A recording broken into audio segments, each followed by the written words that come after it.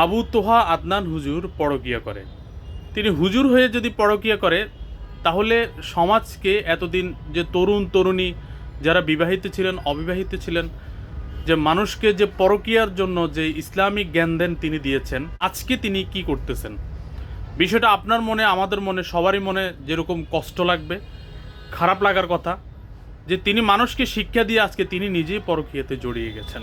এই ধরনের একটি নিউজ সোশ্যাল মিডিয়াতে এসেছে। এই যে নিউজটা আপনার আমার সবার সামনে আসতেছে, আসলে এই নিউজটা কতটা সত্য তা কি একবারও কি যাচাই বাছাই করে দেখেছেন? আরে ভাই, আবু তোহা আদনান তিনি একজন আলেম মানুষ, তিনি একজন সম্মানী ব্যক্তি, তিনি একজন ভাইরাল পার্সন। এখন ভাইরাল পার্সন একজন ব্যক্তিকে নিয়ে যে কোনো মানুষ আইডি খুলে ওনার নামে ফ্যাকভাবে নিউজও তো করতে পারে।